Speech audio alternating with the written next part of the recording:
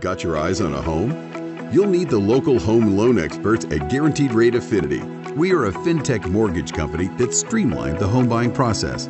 Our loan officers have direct access to the best real estate agents, giving you a completely seamless home buying experience. Featuring the industry's most advanced tech platform and customized loan solutions, our local loan officers can help you at any time from anywhere. Our digital mortgage and power bid approval will get you pre-approved in minutes with a strong offer even against all cash offers. You need speed to win in this market, and our same-day mortgage delivers, getting you approved in as little as 1 day. Getting you on track for the closing table in as fast as 10 days. Speaking of the closing table, our flash close options shorten the closing appointment from hours to minutes, or skip it altogether. It's your choice.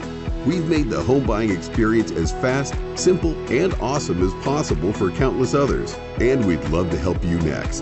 Get pre-approved today with the experts at Guaranteed Rate Affinity, and let's get you home. All right, good afternoon, everybody. Thank you for attending Guaranteed Rate Affinity's special call in regards to condos. My name is Frank Ciardelli. I'm the Senior Vice President of Sales for Guaranteed Rate Affinity, and actually one of the founding employees of Guaranteed Rate company 25 years ago. So lots of experience in this space and lots of history with Coldwell Banker, and very excited to have this special presentation for all of you. These are the kind of coaching calls and training calls that we do genuinely weekly with our sales team at Guaranteed Rate Affinity to make sure that they are really understanding what is going on in the market and how to best help our agents in the field to understand the complexities of condos, of mortgage products, and of all the other good things that are going on in our industry. Obviously, condos is a very, very a big subject right now, lots of changes. And we wanted to kind of give you the perspective of, as a real estate agent, what do we do from a mortgage standpoint? How do we look at condos? What does that, kind of that front end process really look like? So we're going to get into all those kind of details. And if you have any questions while we're going throughout the process, please use the little question feature in the GoToWebinar. And we're going to be happy to see if we can get to as many questions as possible towards the end of the call. I also want to do a little bit of a recognition here and thank so many of our great CB agents from around the country. A really amazing stat here. So since GRA's inception, we have done nearly $27 billion of volume that has been referred by Coldwell Banker agents. So I just wanted to say a big thank you to all of us at Guaranteed Rate Affinity for believing in us and helping us strive and genuinely become one of the largest lenders in the country, mainly because of a lot of you. So that I just want to do a quick thank you. Now on to the main show here, which is our very own Maddy Erickson of Rate Companies. We have been built in Chicago, which is, for those of you that are familiar with the Chicago market, we are loaded with condominiums. And so this has been a major part of how we have grown, not only in Chicago, but obviously nationally, becoming one of the largest lenders in the country. So we've had amazing people that have helped us grow our condo division at GRA. Maddy Erickson, who's on camera with us and is going to be going through this, has been genuinely in the condo space from an operations and fulfillment standpoint for over 15 years, working with some of our top condo executives. And also, people, forget because of our size and strength, we have some of those lenders, Fannie Mae, Freddie Mac, that routinely reach out to us and try to find out what are we seeing in the condo market.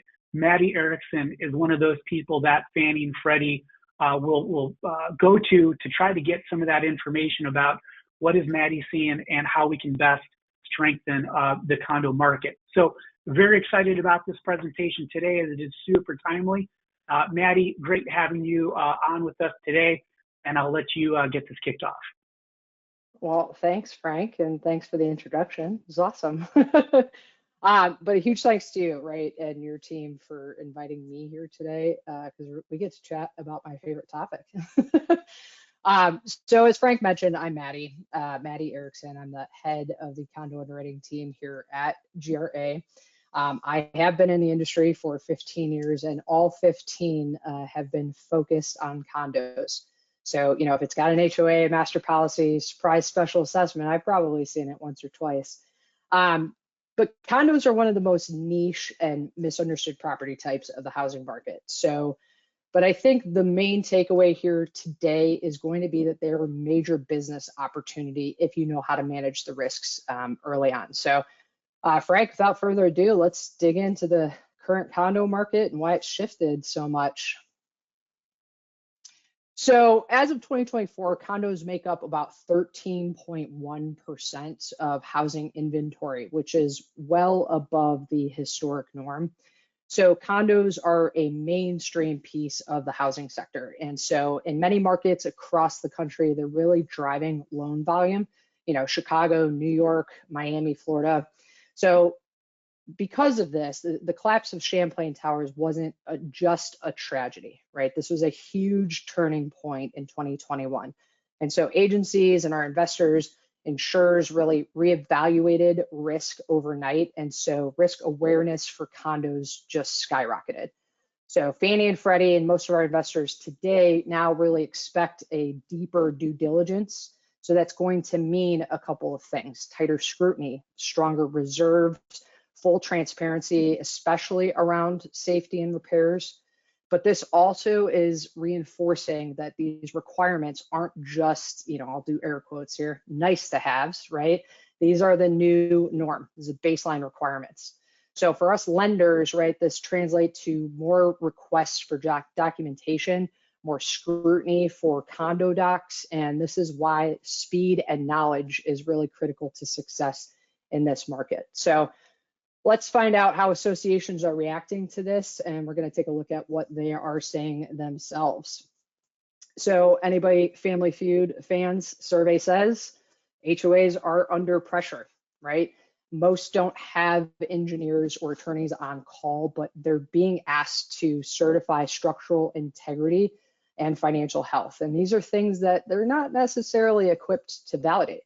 And so many are overwhelmed by Fannie and Freddie's updated questions. Some are fearing legal exposure. Some don't have the information at all, right? So we're seeing more and more vague or canned responses like, hey, we can't answer this, or that's up to the lender to decide. So this is where, GRA comes in, right? Our condo team is 30 plus years of combined experience. And we've seen every kind of HOA response, guideline twist, project type you can imagine. So, we really read between the lines here to get what we need. We understand the intent behind these new guidelines, and we're spotting differences between red flags and missing details. But, as Frank said, we don't do this alone. We do partner closely with the condo teams at Fannie and Freddie. So when gray areas show up, we know exactly how to navigate them. We know what they're looking for.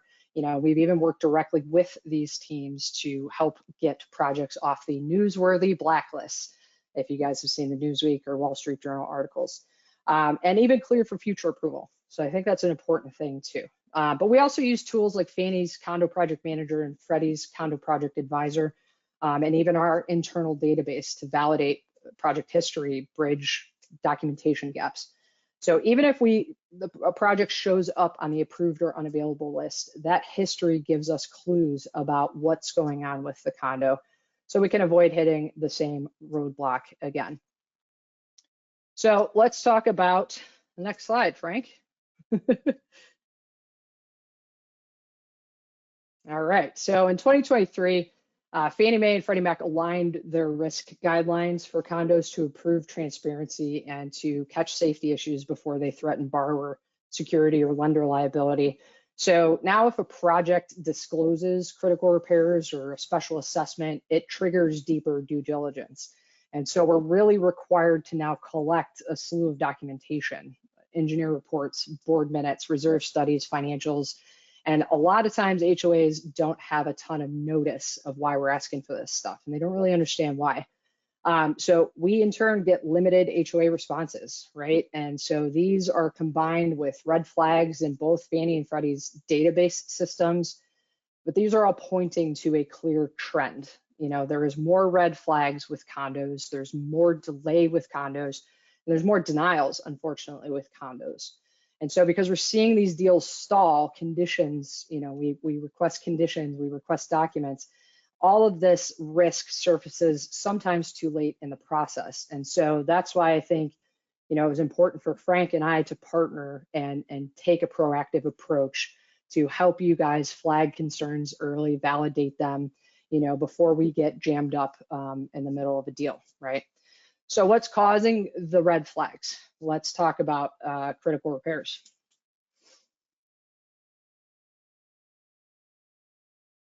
So critical repairs are serious, full stop. These repairs don't just raise questions. They can stop loans in their tracks, unfortunately, because they affect some pretty critical things about a condo project. It's the safety, the soundness, the structural integrity, the habitability, financial viability, marketability of a condo project. Wow, that was a mouthful. So, and examples of this will include material deficiencies that affect those components, mold or water intrusion, projects that fail or flunk jurisdictional safety. So these, I want to stress that these are not routine maintenance items. These are they're not cosmetic either. These are eligibility killers. So we're going to see projects become ineligible, be flagged as ineligible until these issues are resolved. So the most common trouble spots that we see is going to be elevators or common areas, parking structures, structural related items, waterproofing, or foundational systems. And so most of these issues are going to stem from long-term deferred maintenance.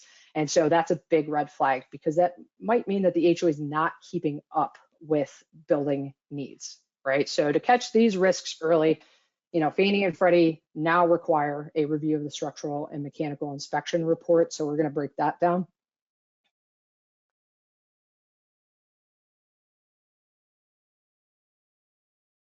All right, so let's talk inspections. So since 2023, these have become one of the biggest eligibility triggers that we deal with here at GRA, and I'm sure across the nation. But Fannie and Freddie now require that if a structural or mechanical inspection report's been completed within the last 3 years, we have to obtain and review it as part of our condo risk review. So what do these inspection reports typically cover? Well, it's going to be a comprehensive assessment, right? And it's usually going to be completed by an architect or an engineer, and it's going to evaluate a couple of different things. Typically foundations, exteriors, common areas, major systems. And so the big catch is that if an inspection identifies critical repairs in these areas, that project is going to be flagged as ineligible for financing, and it's going to stay that way until we can document a few things. Like, are all of the repairs 100% complete? Are they 100% paid for? And are they signed off on by an engineer or the local municipality? And so this inspection report guideline update has added a ton of scrutiny for older buildings, especially, in Florida, I think is probably the best example I can think of. And so this is, again, one of the most common reasons we're seeing condo deals fall through. But critical repairs are not the only thing that are draining HOA budgets, because these critical repairs can get excessive. But let's talk about special assessments. Maddy, and while we're going on to the special assessments, a quick question that I have here from one of our agents: how best to work at the time of contract with a loan officer in case that there is a critical issue with the HOA? Yeah, we're going to get to this in the presentation, but I think right now, like, the best thing that somebody could do is loop in your GRA loan officer quickly at the time of contract. Sometimes, depending on the state, sometimes the purchase contracts will allow a buyer to review condo documentation at no charge. So that's always a helpful tip that I throw out there to all the region calls that I do. But if if you have contacts in the property manager or the homeowners association, you can ask them some basic questions too. But I think at a minimum, if you have a piece of the project name and address, send it on over to us, right? We have a ton of history. We have access to Fannie and Freddie systems to figure out what's going on with the project. Thank you. Yeah, great question. So special assessments are extra fees that are charged to unit owners for major repairs. In a nutshell, I kind of think of special assessment as an HOA's GoFundMe, right? But with a lot more fine print and some serious consequences for lending. So special assessments will often mean two things, right? Something expensive broke, or they needed to fund, the reserve account a little bit more, or something broke, or they've been putting it off and the HOA doesn't have the reserves to cover it. So we have to ask questions when we become aware of them. And so here's what we need to know. We need to know, what is the assessment about, right? What are the terms? What's the payment schedule look like? Has it been paid? Has it been 50% paid, 75% paid? Is it tied to any repairs, any structural issues? Because, why do they matter, right? Because special assessments impact buyers and sellers financially equally. And they signal possible critical repairs, and they can be a huge red flag for weak financial planning overall, big financial instability. So with special assessments, delinquency matters on special assessment payments too. And that's going to be if more than 15% of the total units in the project are 60 days or more delinquent in the payment of their special assessment, the project could also be ineligible. So it really doesn't matter how solid the borrower or the rest of the file is, right? The special assessment has to be vetted. So, all of the scrutiny around critical repairs and special assessments has its pros and cons. It's really great to protect people. Kind of stinks from a lender perspective because we have so many, rabbit holes that we got to go down. But the bottom line is, Frank, going back to the question, dig in early, right? Manage the risks and make it easier, on both sides to navigate the issues. So let's kind of go on over to insurance.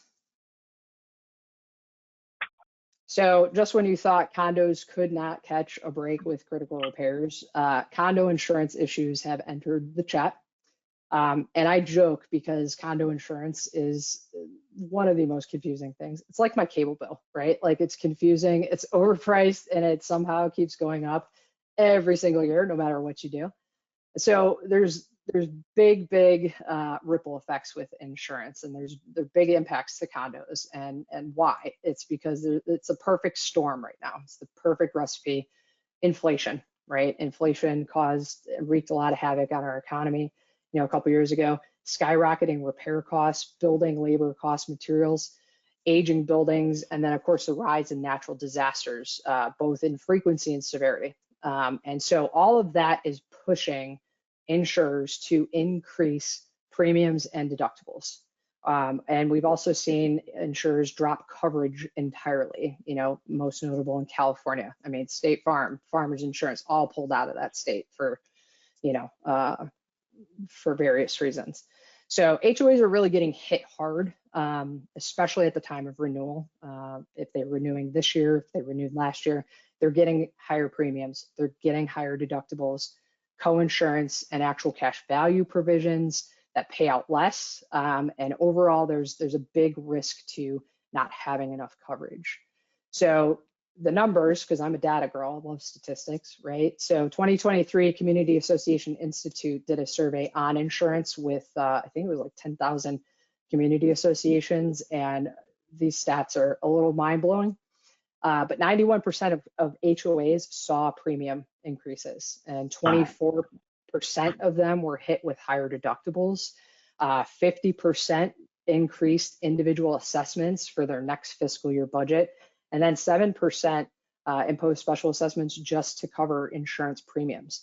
I would definitely be curious to see what those numbers are today if they redid the survey, but I mean, that was, for that time, was pretty astronomical. Probably would be worse. Yeah, it would Yeah. probably be worse. And I mean, it all boils down to it's not sustainable, right? Like this is directly impacting condo eligibility as much as critical repairs is as well. So one of the biggest pressure points baked into insurance right now is deductibles. So we're going to take a closer look at how they impact eligibility. So when we talk about condo insurance, aside from making sure that the HOA has the proper amount of coverage, we're also checking deductibles. And so this is a deductible in its basic form is an HOA is responsible for, a certain dollar amount or a certain percentage when they go to file a claim. And so every property insurance policy has to clearly show what the deductibles are and whether it's a dollar figure or a percentage, right? So where things get a little bit technical but important is that Fannie and Freddie cap deductibles at 5% of the condo's total insurable value. And so if the deductible exceeds that threshold, even by a little, the project might be ineligible, especially if the HOA can't work to lower it or change their policy overall. And so it doesn't really matter how the deductible is written, we're still responsible for that, check on the box. So it matters because when deductibles are high, right, the financial burden shifts from the insurer onto the HOA or the borrower, right? And if those entities cannot absorb that financial hit, it's going to lead likely to a special assessment or worse, right? The HOA or the condo is going to be in an unrepaired state. So either scenario adds risk for lenders and complexity to the review. So what seems like small, little, minute details really are a make or break for condo eligibility. So deductibles can take on a few different forms. So we're gonna take a look at that next. And Maddy, like while we're going on here, there's a question that popped up that I'm sure every agent on this call is probably wondering. So I just wanted to bring this up really quick. The question was, I'm curious about how newer buildings, i.e. less than 10 years old versus older buildings 20 plus years are being affected by critical repairs and insurance. Likely newer projects are not going to be affected as much as older buildings are. So when we think about older buildings, right, it's materials, depending on when it was built, right, probably are far more expensive today to replace, right? And the labor to do so, especially with like those pre-war, post-war buildings, half of that stuff they don't make anymore, right? So it's like in like material and like labor, and it just, doesn't make financial sense for an association. And same thing with critical repairs, right? A newer project might not have enough, years under its belt to kind of achieve that. But what I've typically been seeing this last 18 months is, more awareness and setting up new construction projects or newer projects for success and saying, hey, you guys should go get reserve studies, right? Plan for those capital expenditures. Make sure that you have enough money in the bank to, take on these repairs when they come up. Awesome, thank you. Yeah. So, so Fannie and Freddie cap, again, they cap deductibles at 5% of the insured value. So, again, going above that, the project's probably going to be ineligible, but we, often will find solutions. We'll work with HOAs to see if we can lower that. But a few ways we commonly see deductibles represented is these three on the page here. So we have per occurrence, multiple deductibles, and per unit deductibles. Per occurrence is pretty much one deductible across the board, no matter the type of loss or location, and it's usually the cleanest, most straightforward one. And then multiple deductibles can get a little dicey because it's either on a per building or a per peril basis, like, one for fire, one for water, one for wind. It's kind of riskier because you're layering those costs and it can add up fast. But the riskiest is going to be the per unit deductible. It's because they're pushing a lot of the financial burden directly on to the individual unit owner. So the HOA is pushing that deductible onto them. So, why does this matter, right? higher deductibles increase borrower risk. I cannot say that enough. Like, we want the borrower to be protected here. So if something goes wrong and these owners have to pay these high deductibles, they may not be able to afford the repairs, right? They're not going to get enough money here. So that also raises underinsurance concerns, right? The AHOA's coverage isn't deep enough and these deductibles impact that dollar. There's going to be exposure on multiple sides of that fence. So when HOAs can't cover these gaps, when they can't cover them, they're going to turn to special assessments. So bottom line here is, when we see high deductibles, too high deductible equals too much risk and out-of-pocket cost. So there is one exception, right? Applying to per unit deductibles. So let's go to the next one and we'll check that out. Oh, you're already there. All right, so one narrow exception to the 5% limit is per unit deductibles, and it's all going to come down to where you are and what the peril is. So a per unit deductible, again, is shifting that responsibility from the HOA to the unit owner. And if that deductible overall exceeds 5%, it might be acceptable as long as we can tie it to a localized named peril, meaning something that's specific to that region and only common in that area. So, you see on the slide here, there's multiple examples, but we have earthquakes on the West Coast, hurricanes in the coastal states, volcanic risks in Hawaii. And so a higher deductible, per unit deductible rather, might be allowed if the borrower carries supplemental insurance on their HO6 coverage. But the key is making that distinction, right? What is a geographic specific peril versus what is a common national peril? So anything from fire, wind to water damage, those are no-go perils, right? Those are common, they can happen anywhere. And fun fact is, they're statistically the most common claim events nationally that insurers see anyway. So the main point is partnering, with GRA and our condo team to figure out if that certificate of insurance complies and if you have any deductibles above or per unit deductibles that we can figure out if it's geographic or not. So, but there's two other deal breakers that trip up a lot of condo files that I think you guys should definitely be aware of, and that's going to be coinsurance and actual cash value. So we hop on over to the next slide. So what is coinsurance? I mean, some of these terms are just, I have to put my insurance hat on sometimes, but coinsurance is basically an endorsement on a property insurance policy, and that's going to kick in when the property isn't insured to its full replacement costs. So if the HOA is only covered up to a certain amount of coverage and what it would cost to rebuild, HOA is going to take a big financial hit because the insurer is not going to pay out the full amount. It's a penalty that gets assessed to them. So this typically is an endorsement to a policy that's going to leave a funding gap, and it can lead to unrepaired buildings or surprise special assessments because the HOA is going to need some money to fill that gap. Next is ACV, or actual cash value. I think this is probably way more predominant than coinsurance is, but this coverage is an endorsement to a policy that pays out based on depreciated value of a damaged component. And it's not what it costs to replace today, but it's actually a formula, right? It's replacement cost minus depreciation equals actual cash value. So this always means that payouts are less, and there's no universal standard for that depreciated calculation. And it often leads to disputes over how much coverage an association can get. So it's going to appear in two forms: age-based exclusions like roofs for 15 to 20 years old, or it's going to be a full policy style coverage, right, where it's written entirely on actual cash value policies. But Fannie and Freddie do not permit actual cash value, period. Okay, full stop.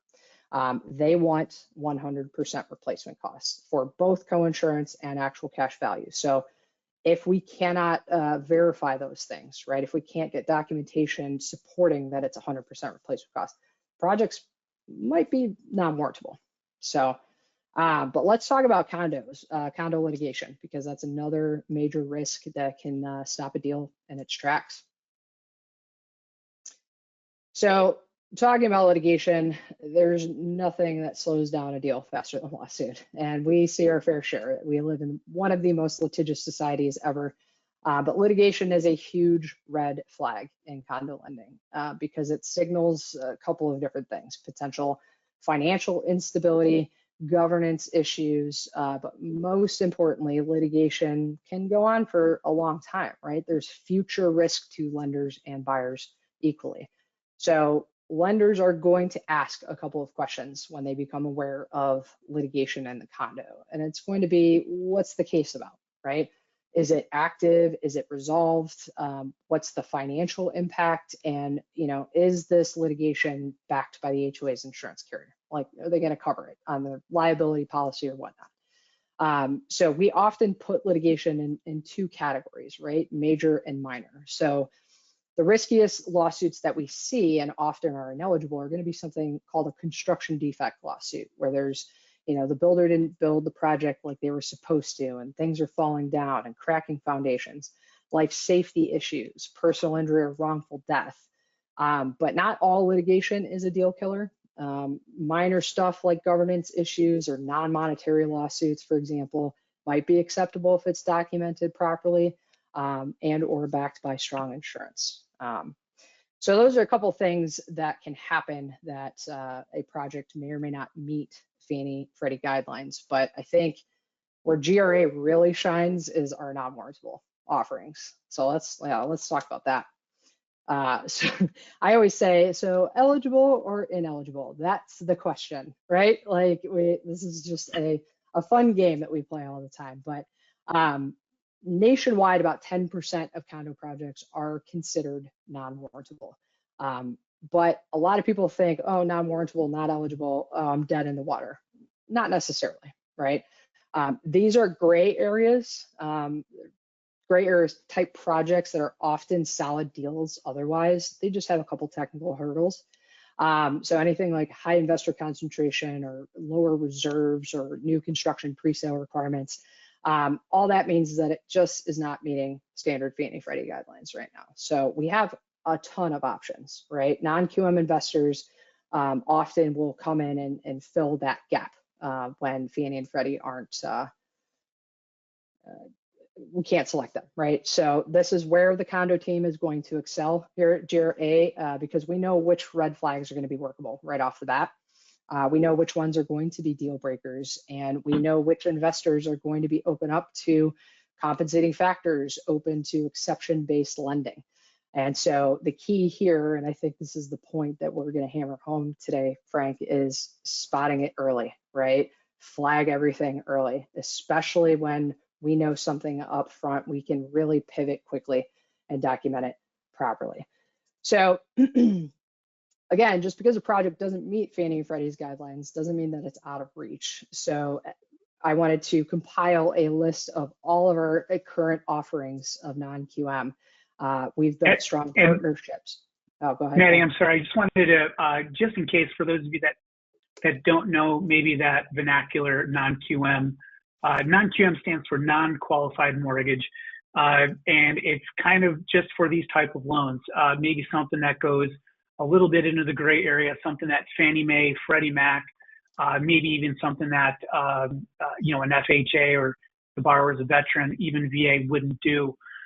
Non-warrantable condos, or as what we call them at GRA, these are our portfolio programs that really helps get that borrower, that might be in that gray area, a great loan, but something that is going to, allow you as the agent to make sure that, you're able to, have your borrowers, whether it list or purchase, with some confidence, knowing that there's additional loan products out there for them to qualify for, in case, again, the property is non-warrantable.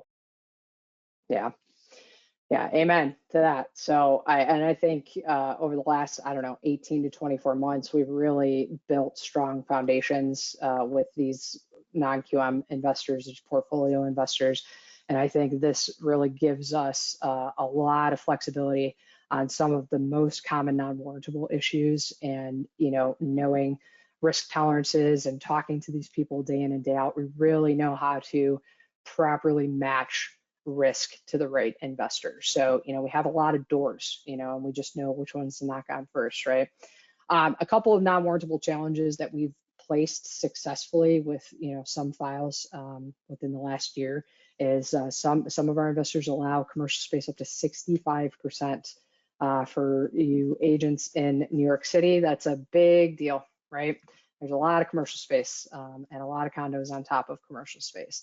Lower reserves, less than 10% allowed. We've gotten some litigation passed with them. Actual cash value and high deductibles, just like we talked about, has been a main driving force for non-warrantable. And now we have investors that will entertain this, especially if the HOA is sitting on a pile of cash, has good HOA, good reserve accounts. But every file is different. So no two investors are going to see risk the same way, but because we have so many options and because we know where to go, it makes this process so much easier. So let's wrap it up, Frank, and talk about how everybody can partner with us. I love it, and please make sure all these questions that we have. I want to go through, Maddy, if we can, a few questions after we get through this last slide. But your Guaranteed Rate Affinity loan officer, this is something that we go through with them as often as possible. Genuinely, probably every week, we're giving our loan officers these kind of insights to make sure that they're partnering with you and giving you the best advice. Even right at the time of a borrower getting pre-approved, we want to make sure that our loan officers are helping you have a really great, smooth, loan experience with GRA. And Maddy, how can we best partner? I guess this is the best slide to end with here. This is the best slide to end with. So I got a couple of reasons, right? One's going to be flagging issues early because condo issues just kind of stink, right? So any early info that you guys can send to your GRA loan officer is going to save time, going to save energy, money, and stress. So I always encourage, agent partners or, sellers to provide maybe some condo documentation if you can get your hands on it, right? Condo questionnaire, maybe the master insurance certificate. Maybe, ask some questions about, hey, is there any financial things going on? Are there any repairs, inspections, or litigation? But all of these documents is going to help us assess the risk before it becomes a huge roadblock. Two is going to be proactive about it, right? Control what you can. And setting clear expectations up front with all the parties is going to help us and help you avoid last minute fire drills, right? It's going to prevent surprises, further down the loan process, and it's going to save deals that otherwise might have fallen apart right before closing. And then three is just loop us in early, right? Even if you don't have all the details, because we have an extensive history nationwide on condo projects. We have a huge living, breathing database. And it might already mean that we have history on the project, right? And so that allows us to give you guys heads up on, past or potential red flags that we've seen recently. Maybe we've approved the project recently and we can recycle some documentation to get, another loan through the door. But it saves a ton of guesswork and back and forth later down the road. But I think the real payoff here is that you guys are going to become the heroes, right? You're on the front lines. You are the go-to resource for your clients, especially when a deal gets complicated. So you are partnering, you're not handing off a problem, and you're solving it before it even became one.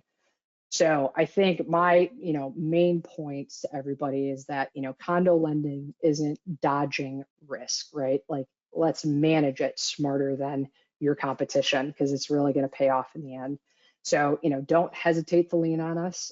We have the tools, we have the team, we have the expertise to help you navigate condo issues. So partnering with a GRA loan officer means that you have the front door, the oceanside view to all the condo resources. But bottom line is we make it easy. Maddy, amazing. And tens of thousands of condos scenarios Maddy has literally seen. So this is great info. But a couple of questions that just came through. Maddy, I've seen this question from different people about 5 times, so this must be something. What about co-ops? Do co-ops and condos follow the same nature when it comes to insurance and things to look out for? So I have a very basic understanding of co-ops. It's just a horse of a different color, whole different ball of wax. But my basic knowledge is that they do have the same insurance requirements. I do see both agencies, Fannie and Freddie, discuss condos and co-ops under their property or liability or fidelity insurance. And the other one, this one just came through, and I think is really a great question. As a seller agent, what are the best docs to get in advance from an HOA to speed things up for the buyer? I would say the best doc, the one that I would say is going to answer and open up all the doors right away, is going to be the condo questionnaire. That is the catch-all. I mean, that is a questionnaire is all of the eligibility questions asked and answered by an HOA or property manager. That will allow us to look at that and say, all right, we can send it here, we can send it there. Here's all of your options. The second best document at this point is going to be the master insurance certificate. And I would argue that that's a little bit easier and cheaper to get, but that will certainly clear a big red flag as well. So any documentation at this point is going to help you and us get ahead. I just wanted to reiterate. So Maddy, the common things that you kind of see being in your position,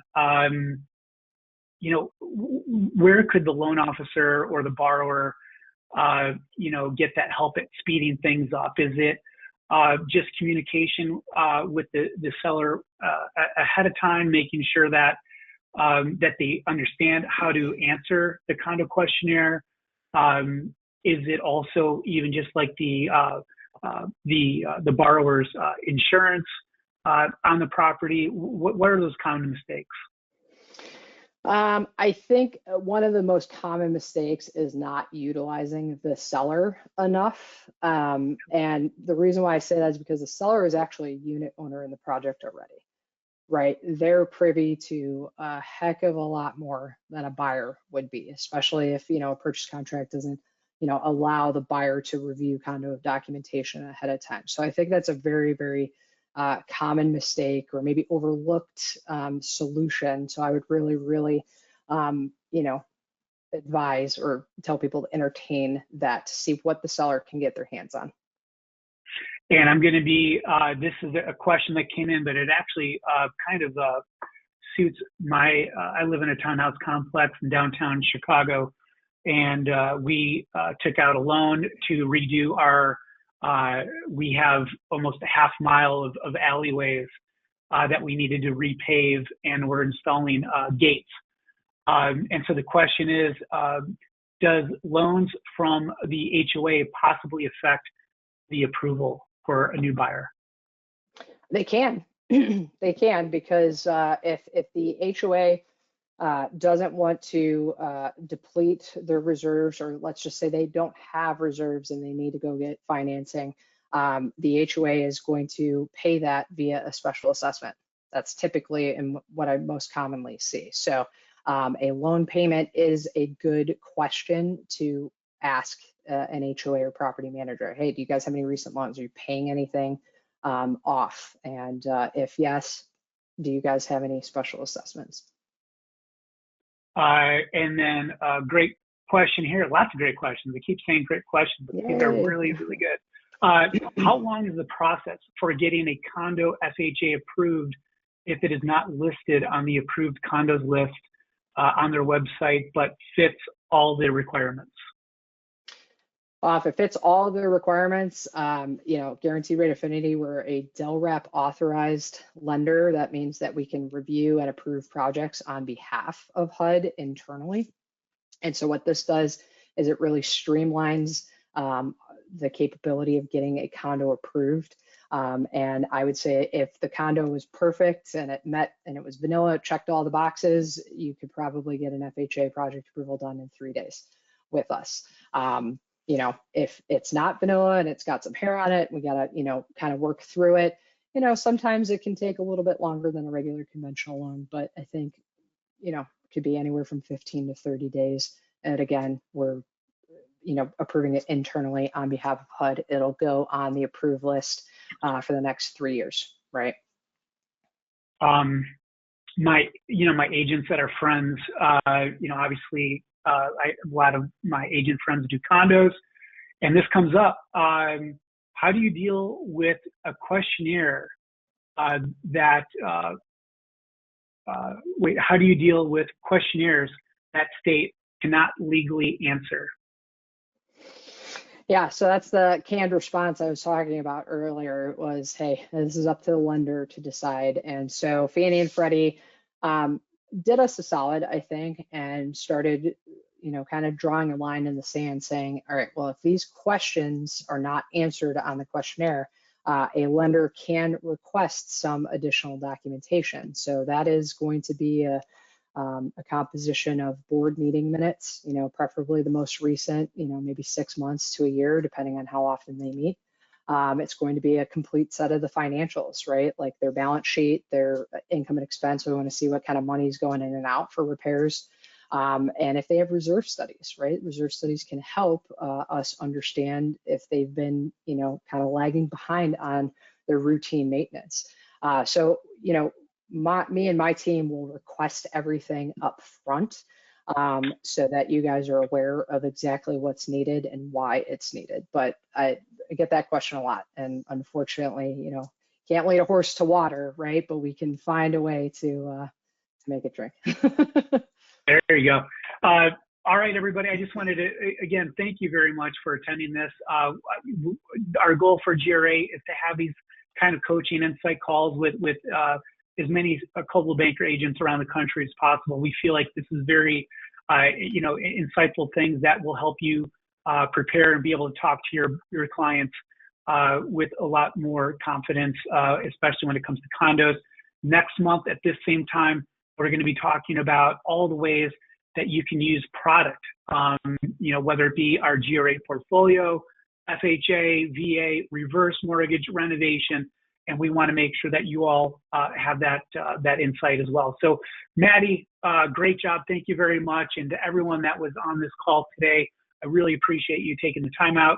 Please use your GRA loan officers. They're ready to help you out, and they know all this info backwards and forwards. So have a great day. And again, thank you very much. Thanks, everybody. Got your eyes on a home? You'll need the local home loan experts at Guaranteed Rate Affinity. We are a fintech mortgage company that streamlined the home buying process. Our loan officers have direct access to the best real estate agents, giving you a completely seamless home buying experience. Featuring the industry's most advanced tech platform and customized loan solutions, our local loan officers can help you at any time from anywhere. Our digital mortgage and power bid approval will get you pre-approved in minutes with a strong offer even against all cash offers. You need speed to win in this market, and our same-day mortgage delivers, getting you approved in as little as 1 day. Getting you on track for the closing table in as fast as 10 days. Speaking of the closing table, our flash close options shorten the closing appointment from hours to minutes, or skip it altogether. It's your choice. We've made the home buying experience as fast, simple, and awesome as possible for countless others, and we'd love to help you next. Get pre-approved today with the experts at Guaranteed Rate Affinity, and let's get you home.